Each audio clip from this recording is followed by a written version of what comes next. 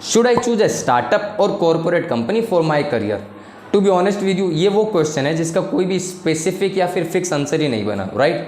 It all depends on your perspective and priorities. Okay, अब देखो, चाहे स्टार्टअप हो या फिर कॉर्पोरेट कंपनीज हो, लाइक छोटी कंपनियां हो या फिर बड़ी कंपनियां, कोई भी क्यों ना हो, सबके अपने अपने प्रोज एंड कॉन्स होते हैं। ये आपको और हमको डिसाइड करना है कि हमारे लिए कौन सा सही है, करेक्ट? तो आज की इस वीडियो में मैं बेसिकली उन 5 पॉइंट्स को आपके साथ डिस्कस करूंगा, बेसिकली समझाऊंगा, एक्सप्लेन करूंगा।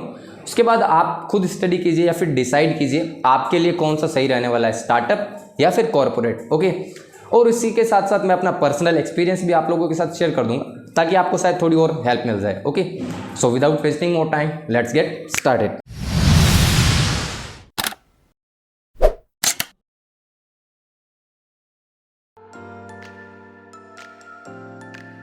मल्टीनेशनल कंपनीज में क्या होता है ना कि जो लाइक ऑर्गेनाइजेशन स्ट्रक्चर होता है वो प्रॉपर वेल डिफाइन होता है, ठीक है? टीम साइज बड़े होते हैं, मल्टीपल हिरार्की सिस्टम होता है, ओके, पे स्केल अच्छा होता है और साथ साथ जॉब की सिक्योरिटी भी होती है।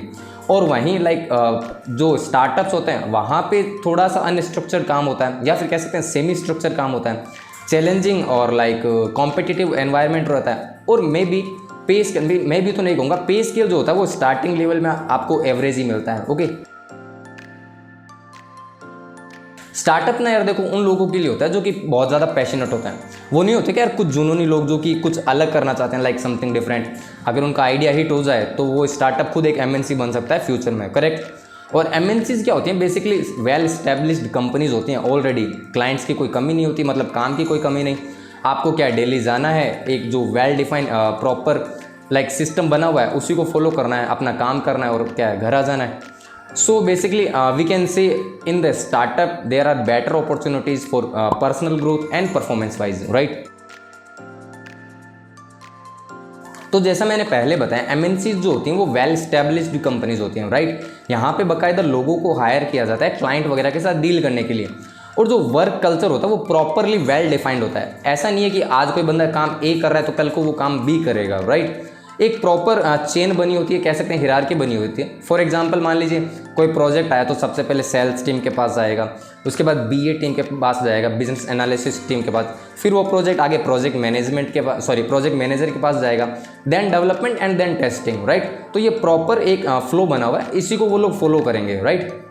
और इन अदर हैंड स्टार्टअप में क्या होता है ना कि जो मेन फोकस होता है ना वो वहाँ पे बेसिकली हर एक छोटा टास्क को बड़े टास्क पे, कह सकते हैं बड़े टास्क के तौर पे देखा जाता है, बहुत ज़्यादा रेस्पॉन्सिबिलिटी के साथ, ठीक है? वहाँ पे हार्ड वर्क पे या फिर एक्स्ट्रा वर्किंग आवर्स पे या फिर जो राइट डिलीवरी होती है टू द क्लाइंट की रिक्वायरमेंट के अकॉर्डिंग, उन सब पे बहुत ज़्यादा फोकस किया जाता है।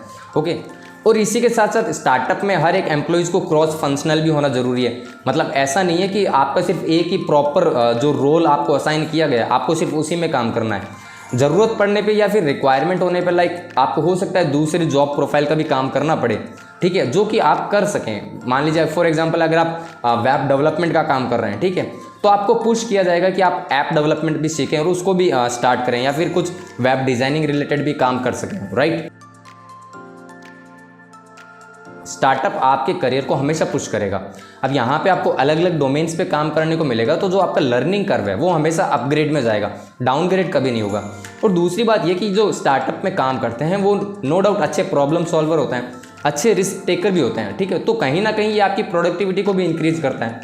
और एमएनसीज में क्या होता है ना कि सारा काम वेल डिफाइंड होता है, आपकी जॉब रोल भी वेल डिफाइंड है, आपको एक ही काम करना, दूसरे काम के बारे में आपको सोचना ही नहीं है। और कहीं ना कहीं एमएनसीज में लोगों का मेन फोकस भी टास्क को कंप्लीट करने पे होता है rather than solving a problem.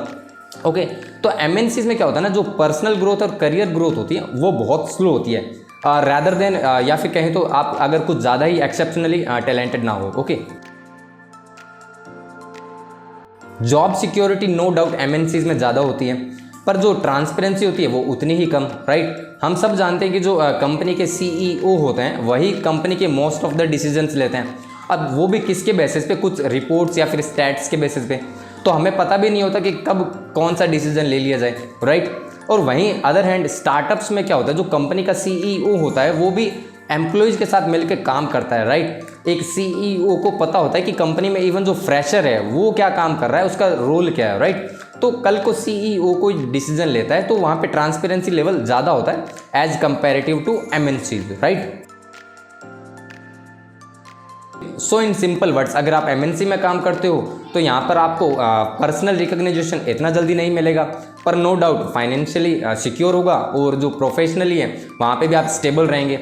और इन अदर हैंड अगर आप स्टार्टअप में काम करते हैं तो वो भी आपके लिए बेनिफिशियल है। यहाँ पे आपको पे स्केल स्टार्टिंग में एवरेज हो सकता है, कम हो सकता है, पर धीरे धीरे टाइम के साथ आपको अच्छा पे स्केल भी मिलने लग जाएगा और साथ ही साथ प्रोफेशनली भी आप ग्रो होने लग जाएंगे। करेक्ट। तो चलो अब मैं अपना पर्सनल एक्सपीरियंस भी आप लोगों के साथ शेयर कर देता हूँ। ठीक है, मैंने आज तक जितना भी काम किया है या फिर कर रहा हूँ वो मैंने स्टार्टअप्स के साथ किया है। ओके, एमएनसीज के साथ आज तक तो किया नहीं और फ्यूचर का पता नहीं। ठीक है, अब स्टार्टअप के साथ काम करने का अपना अलग ही एक्सपीरियंस होता है। ओके, यहाँ पे मैंने बहुत सारी चीज़ें सीखी। आज की डेट में अगर मैं फुल स्टैक वेब डेवलपर हूँ तो स्टार्टअप की बदौलत होती हूँ। ठीक है, क्योंकि मैंने फ्रंट एंड पे भी काम करना सीखा, बैक एंड पे भी करना सीखा। ठीक है, दोनों टेक्नोलॉजीज़ पे किया। इसके अलावा मैंने थोड़ा बहुत फोटोशॉप पे भी किया और इसके अलावा मैंने थोड़ा बहुत डॉक्यूमेंटेशंस पे भी किया है। बिजनेस एनालिसिस का जो काम होता है वो भी किया है। तो कह सकते हैं स्टार्टअप में जो जितने भी पॉइंट्स मैंने बताए, अलग अलग प्रोफाइल्स पे काम किया है मैंने, तो इसका बेनिफिट भी तो मुझे मिला ना, राइट। अब अगर फ्यूचर में मैं कुछ और काम करूँगा या फिर किसी और कंपनी के साथ करता हूँ या फिर अपने लेवल पे ही कोई काम करता हूँ तो यहाँ पे मेरी पर्सनल ग्रोथ हुई, राइट। मुझे ये पता है कि बिजनेस एनालिसिस का काम क्या होता है, किस तरीके से किसी भी रिक्वायरमेंट को एनालिसिस किया जाता है, देन उसकी एक जो एस्टिमेटेड कॉस्ट वगैरह जो भी होती है किसी भी प्रोजेक्ट की डिसाइड करना, उसका एक बेसिक अंडरस्टैंडिंग या फिर आइडिया मैं हेल्प कर सकता हूँ, कंट्रीब्यूट कर सकता हूँ, राइट। और इसमें कोई गलत बात थोड़ी ना है अगर आपको किसी स्टार्टअप में या फिर छोटी कंपनी में काम करने का मौका मिले तो। अब अगर मान लो आपका इंटरेस्ट है कि आपको एमएनसीज में ही काम करना है, पर इन केस अगर आपकी जॉब ही नहीं लग रही, काफ़ी टाइम हो गया, तो क्या फ्री बैठे रहोगे? एटलीस्ट स्टार्टअप्स के साथ या फिर छोटी कंपनी के साथ करियर को स्टार्ट तो करो। फ्यूचर में अप्लाई करते रहो एमएनसीज में, जब भी बारी आए इंटरव्यू दो, सेलेक्ट करवाओ खुद को, देन क्या है, रिजाइन डाला, स्विच हो गए एमएनसीज में, राइट। तो दोस्तों आई होप आपको ये सारे पॉइंट जितने भी हमने डिस्कस किए इस वीडियो में, ये सारे की बेसिक अंडरस्टैंडिंग हुई होगी। थोड़ा और स्टडी कीजिए, रिसर्च कीजिए, उसके बाद एक डिसीजन लीजिए, आपको स्टार्टअप के साथ जाना चाहिए या फिर कॉर्पोरेट जॉब के साथ ओनली। ओके, इसके अलावा अगर आपका कोई सवाल या फिर सुझाव हो तो नीचे कमेंट सेक्शन में लिख सकते हैं, मैं डेफिनेटली उसका रिप्लाई कर दूंगा। अदरवाइज आप मुझे इंस्टाग्राम पे या फिर लिंक्डइन पे भी फॉलो कर सकते हैं। ठीक है, नीचे आपको डिस्क्रिप्शन में लिंक मिल जाएंगे।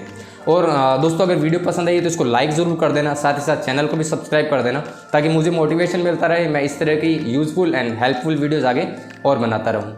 चलिए मिलते हैं नेक्स्ट वीडियो में, टिल देन बाय बाय।